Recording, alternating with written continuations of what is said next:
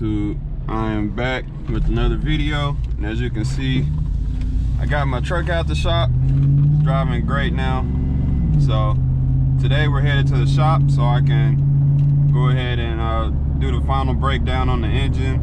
But first I got to stop by Summit to get two tools to help me clean the pistons, or clean the cylinders out, the cylinder walls, and to help clean the block itself off. So that's where we're headed now, and so I'm gonna go ahead and do that. And one more thing before I cut to the shop, as y'all can see, I'm back to the vehicle vlogs, or car vlogs, truck vlogs, whatever you want to call it. I got another GoPro Hero 7 just because they're cheap. I already have one, I already have multiple batteries and all that, so that's that. But I'm gonna go ahead and get this part, and then I'll see y'all at the shop.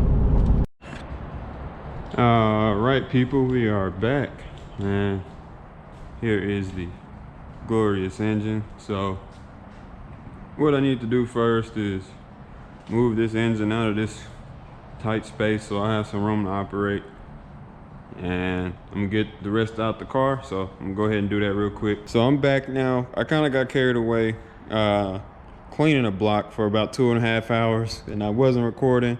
We're gonna go ahead and get to work on taking these pistons out, because that's what we're here for today. We're gonna try to get these out one by one, and let's see how that goes.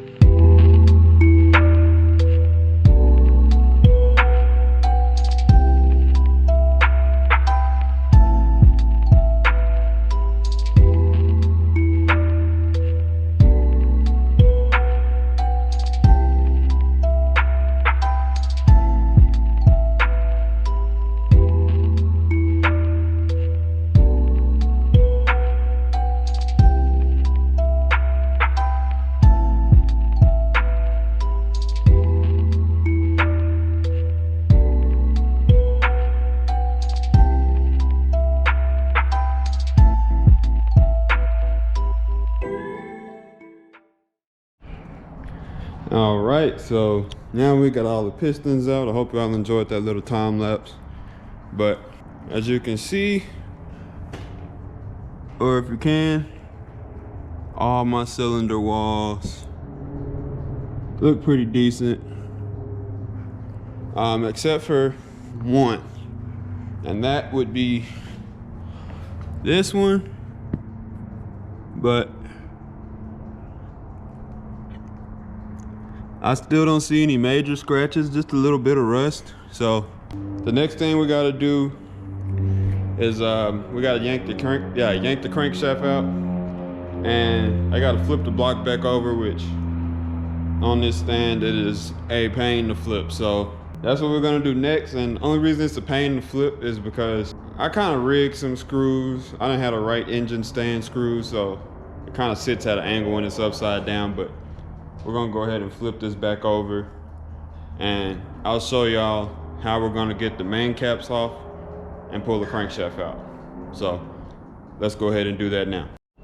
All right, so we got the block back upside down, and I want to show you something on these main caps. So you got these 4 screws, and they're all different sizes. I can't remember off the top of my head, so I'm not going to even attempt to. But one thing to note is that these main caps have to be put back in the same order that they were taken off. But if you look closely, you can see that they're numbered. So 1, 2, 3, 4, and then 5 is over here. So 5 always goes backwards, and it faces a different direction. So you'll remember that 5 goes in the back, but the other ones, they're all numbered. So you don't really have to remember exactly where to put each one because they're numbered, which is extremely helpful. So now that I've explained that, I'm gonna go ahead and figure out what bolt size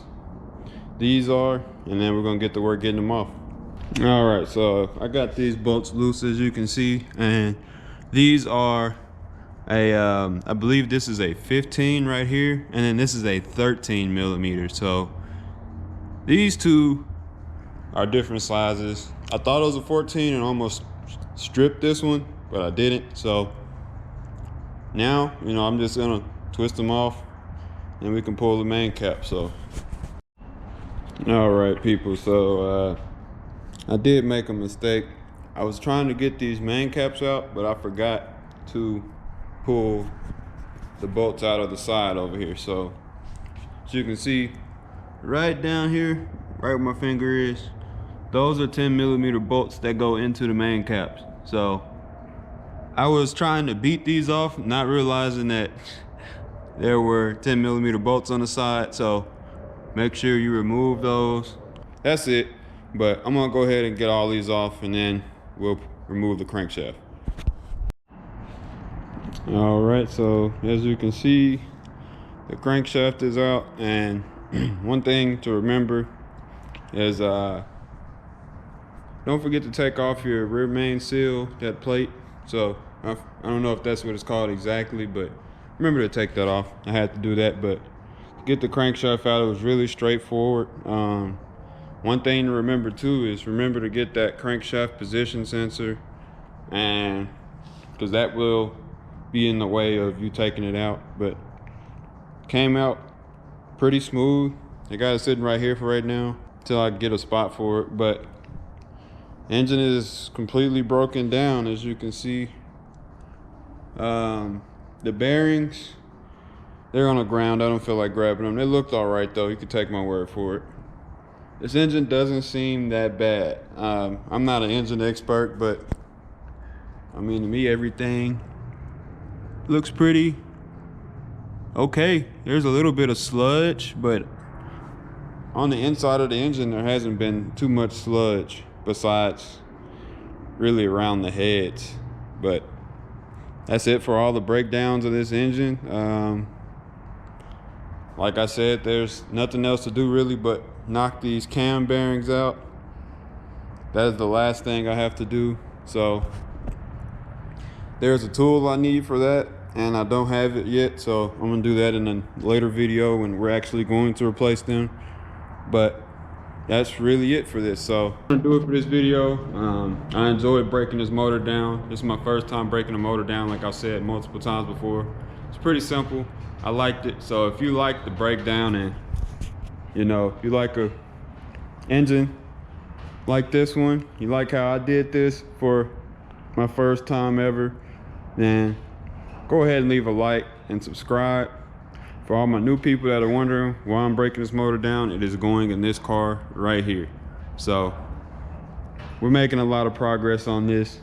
I'm not touching that car until this motor is back together though. So that's the plans. Hope y'all enjoyed the video again. So leave a like, subscribe, comment, and I will catch y'all on the next one.